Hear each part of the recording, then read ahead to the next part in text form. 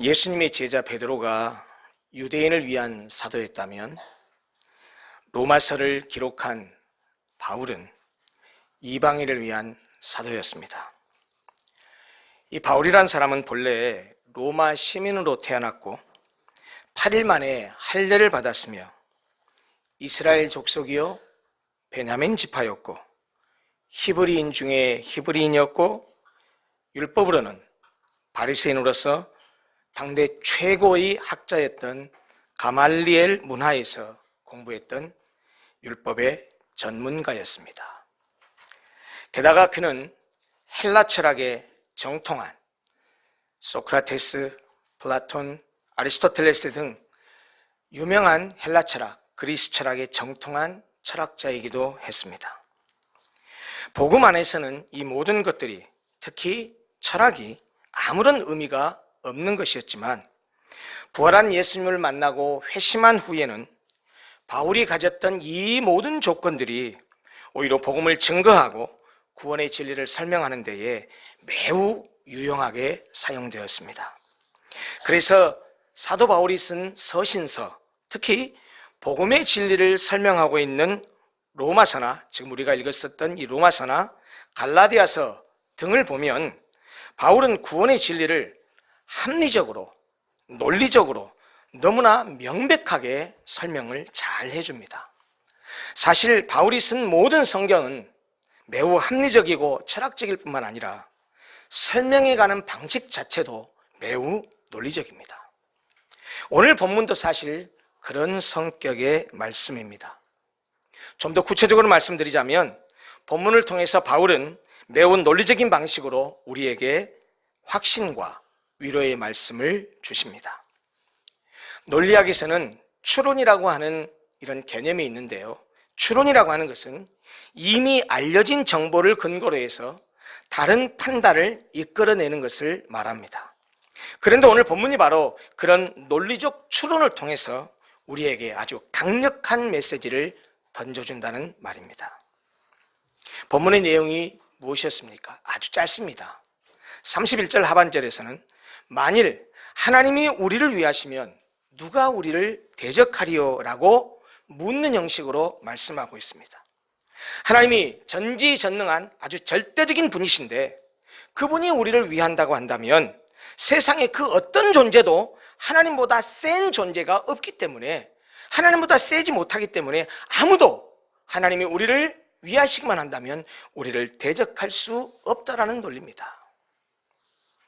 자기 아들을 아끼지 아니하시고 우리 모든 사람을 위하여 내주시니가 어찌 그 아들과 함께 모든 것을 우리에게 주시지 아니하겠느냐라고 말씀하시는 이 32절의 말씀은 하나님은 우리를 위해서 가장 소중한 자기 아들을 내주신 분인데 자신의 아들보다 더 소중한 것은 하나님께 없으실 텐데 그 자기 아들을 우리에게 내주셨으니 우리에게 주시지 않을 것이 무엇이 있겠느냐는 논리입니다.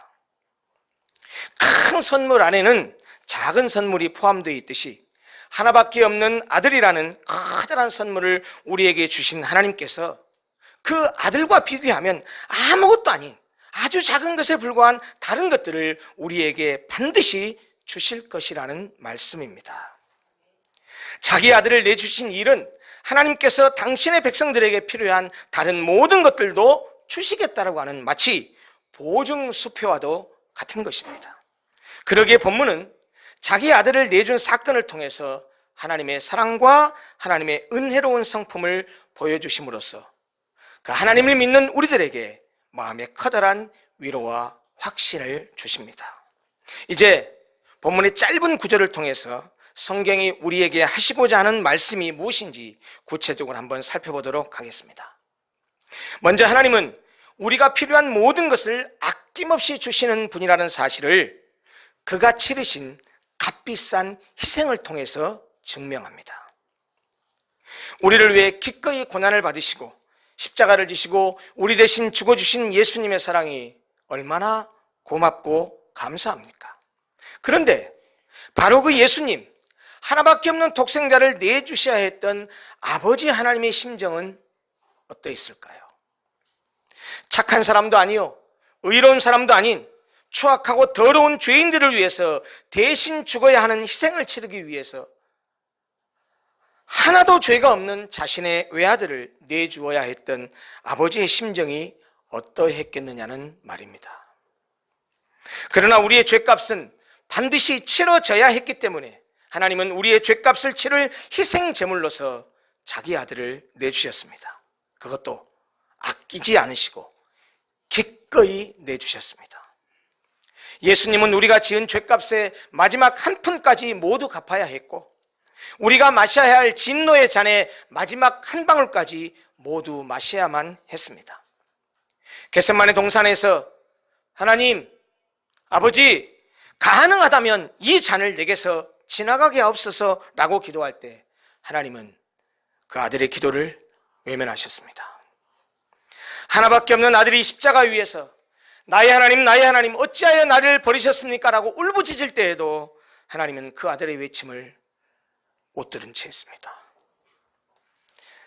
로마 군사들이 아들을 십자가에 못 박을 때조차도 12군단도 더 되는 천사를 보내실 수 있는 하나님은 자기 아들이 죽게 내버려 두셨습니다. 십자가에 그 아들을 내주셨습니다. 자기 아들을 희생시키셨습니다. 도대체 왜? 도대체 무슨 이유 때문에 하나님은 자기 아들을 내어준 그토록 값비싼 희생을 치르셨을까요? 우리 때문입니다. 나 때문입니다. 우리를 향한 사랑 때문입니다. 자기 아들을 사랑하지 않아서가 아니라, 자기 아들을 향한 사랑이 부족해서가 아니라 우리를 사랑하시기 때문에 자기 아들을 내주신 것입니다. 하나님은 사랑이시라고 보통 말을 합니다.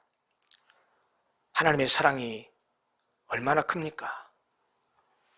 우리의 죄값을 대신해서 자신의 하나밖에 없는 독생자 예수를 십자가에 대신 죽게 내어줄 만큼 우리를 사랑하셨습니다.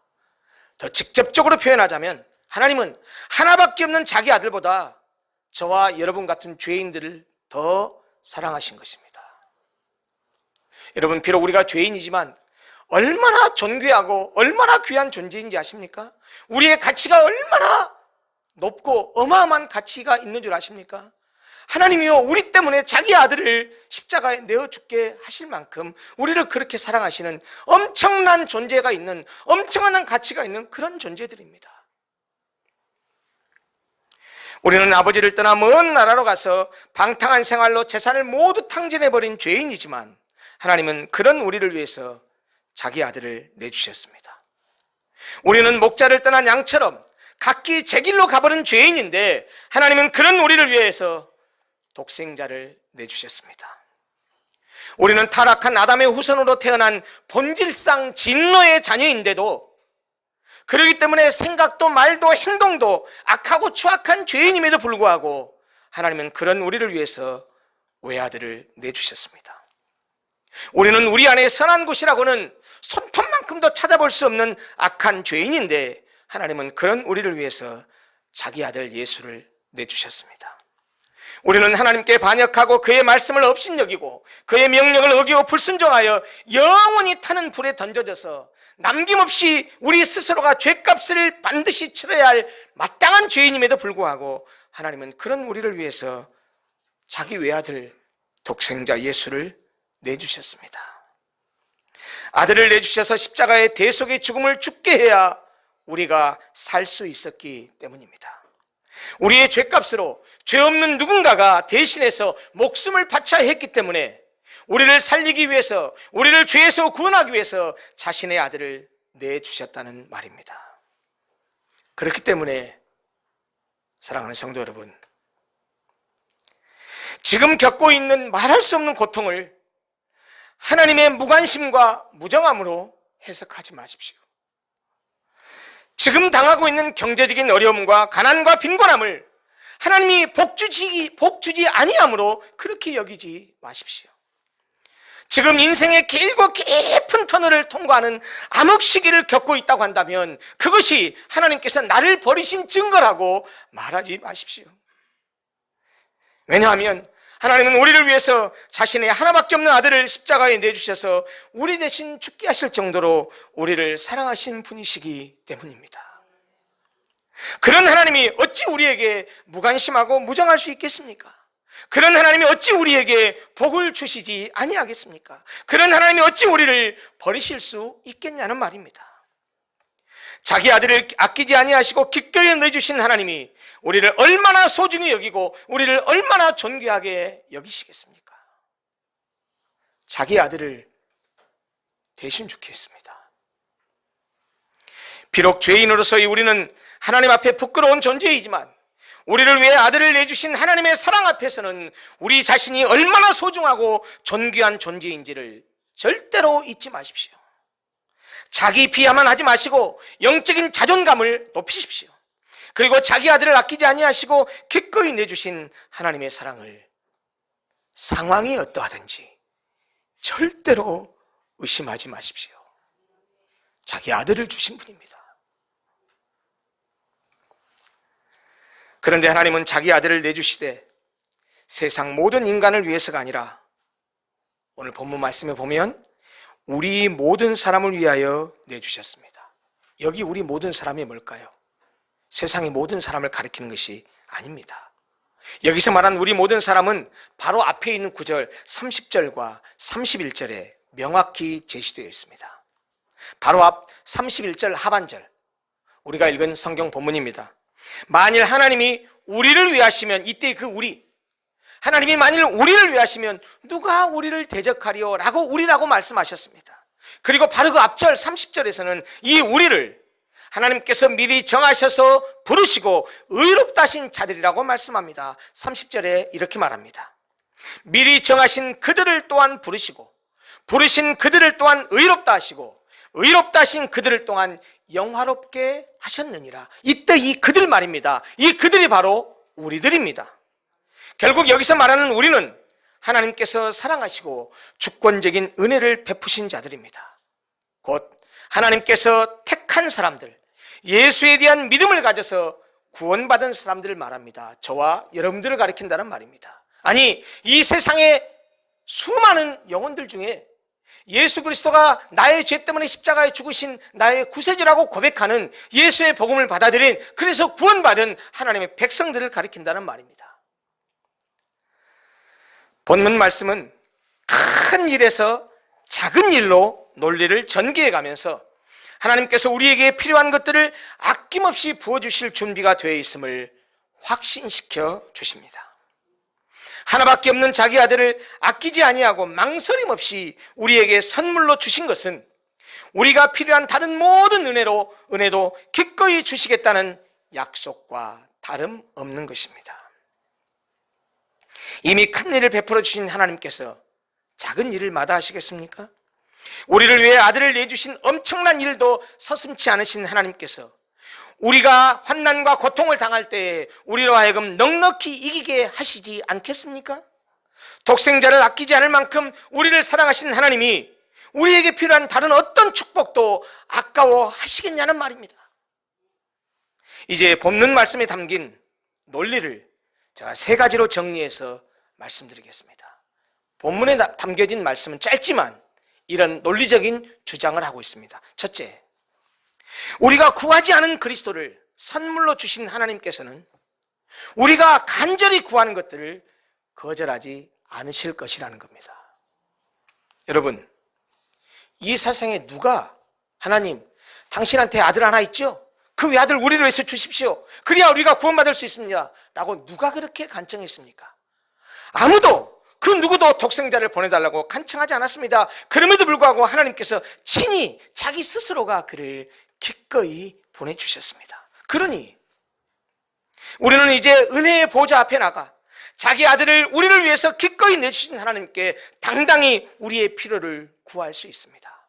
우리가 요구하지도 않았는데 자기 아들을 주신 분이 우리가 요구하는 그것을 주시지 않으시겠습니까? 자기 아들도 주셨으니 우리가 요구하는, 우리가 필요하다는 것들을 하나님께서 기꺼이 주실 것입니다. 두 번째, 하나님은 우리를 위해서 독생자를 내주시면서 이미 값비싼 희생을 치르셨으니 값없이 주실 수 있는 작은 선물도 아끼지 않고 주실 것이라는 것입니다. 여러분, 어떤 사람이 사랑하는 누군가에게 값비싼 보석을 선물한다고 생각하십시오. 그 보석을 선물하려면 어디에다 담겠습니까? 뭔가 상자에다가 담아서 이 보석을 선물하지 않겠습니까? 이 값비싼 보석을 선물하는 사람이 이 보석을 담는 조그마한 상자를 아까워하겠습니까?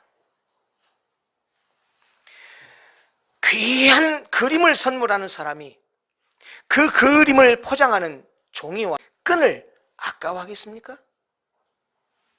자기 아들을 아끼지 않으신 하나님께서 다른 좋은 것들을 주시는 것을 아까워하겠느냐는 말입니다.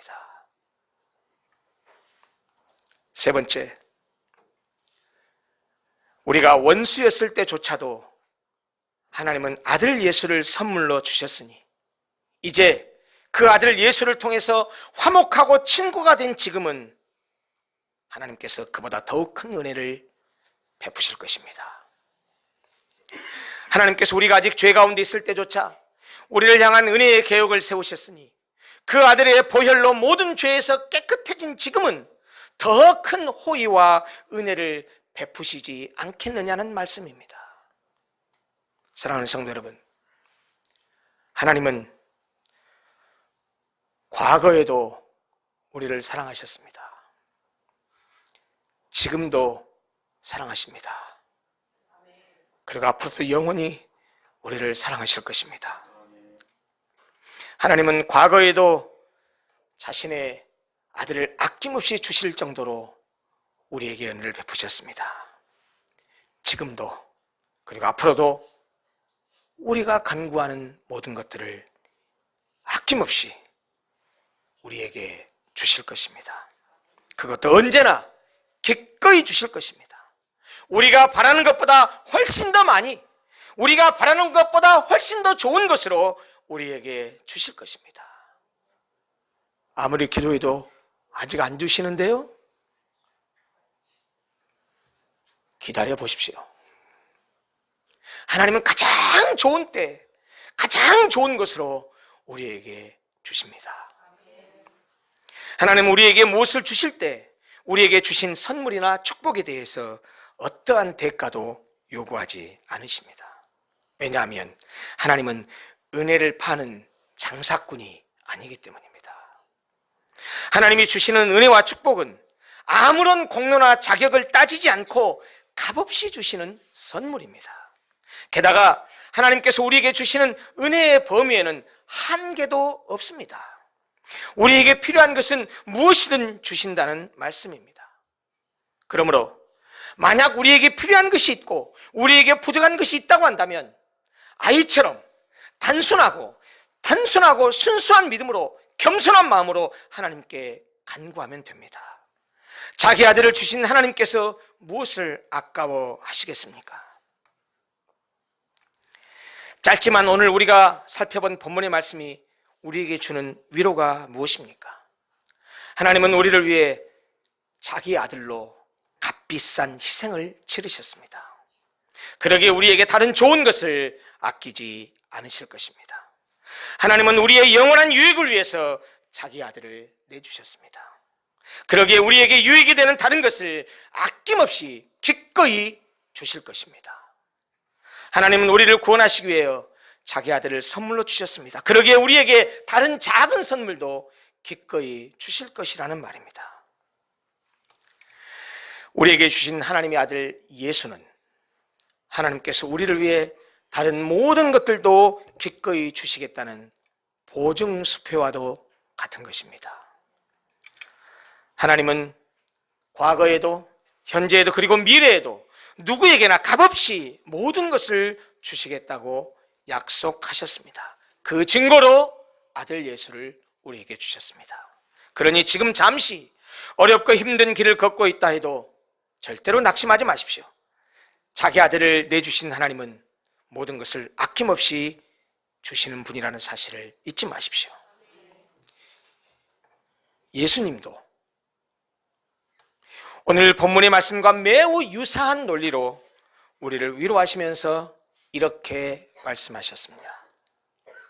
복음서에 있는 말씀을 읽어드리겠습니다. 예수님께서 하신 말씀입니다. 한번 들어보십시오. 내가 너희에게 이르노니 목숨을 위하여 무엇을 먹을까? 무엇을 마실까? 몸을 위하여 무엇을 입을까? 염려하지 말라. 목숨이 음식보다 중하지 아니하며 몸이 의복보다 중하지 아니하냐. 공중의 새를 보라. 심지도 않고 거두지도 않고 창고에 모아들이지도 아니하되 너희 하늘 아버지께서 기르시나니 너희는 이것들보다 귀하지 아니하냐. 너희 중에 누가 염려함으로 그 키를 한 자라도 더할 수 있겠느냐. 또 너희가 어찌 의복을 위하여 염려하느냐. 들의 백합화가 어떻게 자라는가 생각하여 보라. 수고도 아니하고 길쌈도 아니하느니라. 그러므로 내가 너희에게 말하노니 솔로몬의 모든 영광으로도 입은 것이 이 꽃 하나만 갖지 못하였느니라. 오늘 있다가 내일 아궁이에 던져지는 들풀도 하나님이 이렇게 입히시거든 하물며 너희일까 보냐.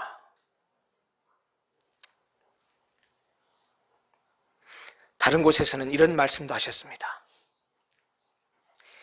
너희 중에 누가 아들이 떡을 달라 하는데 돌을 주며 생선을 달라 하는데 뱀을 줄 사람이 있겠느냐. 너희가 악한 자라도 좋은 것으로 자식에게 줄 줄 알거든 하물며 하늘에 계신 너희 아버지께서 구하는 자에게 좋은 것으로 주시지 않겠느냐. 사랑하는 성도 여러분, 하나님은 아낌없이 주시는 분입니다. 이유는 한 가지입니다. 우리를 사랑하시기 때문입니다. 얼만큼 사랑하셨습니까? 우리를 살리려고 자기 아들을 대신 내어주실 만큼 우리를 사랑하셨습니다. 여러분, 여러분들이 사랑하는 그 어느 누구를 위해서 여러분의 자녀의 목숨을 대신 내어놓겠습니까? 이 세상에 어느 누가 그렇게 할 수 있습니까? 죄송합니다. 제가 성도 여러분들을 아무리 사랑해도 내 세 딸 중에 누구 하나의 심장을 내주고 간을 내주고 그렇게 해서 우리 딸들을 죽게 하고 여러분들 중에 누구 하나를 살리게 했다고 할 수 있다고 한다면 죄송합니다. 저 그렇게 못합니다. 성도를 향한 제 사랑의 한계가 거기까지입니다. 그러나 우리 하나님 아버지는 선인도 아니고 의인도 아닌 우리를 위해서, 우리 죄인들을 위해서 하나밖에 없는 외아들을 내어주셨습니다. 그 아들을 우리에게 주신 하나님이 우리에게 무엇인들 더 주시지 않으시겠습니까? 하나님이 우리 편이 되어주시면 감히 세상의 그 어느 누가 우리를 대적할 수 있겠습니까? 세상의 어느 누가, 하나님이 우리 뒤편에 계시는데, 우리 뒤에서 보호자가 되어주시는데 세상의 어느 누구가 그 무엇이 우리를 대적할 수 있고 우리를 이길 수 있겠느냐는 말입니다. 사랑하는 성도 여러분, 아들을 주셨기에 무엇이든 아낌없이 주실 하나님께 나아가십시오. 아낌없이 주시는 하나님께 간구하고 기도하십시오.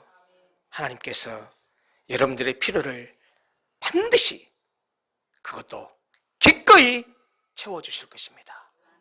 왜냐하면 하나님은 자기 아들을 내어주실 만큼 우리에게 아낌없이 주시는 사랑의 하나님이시기 때문입니다. 기도하겠습니다.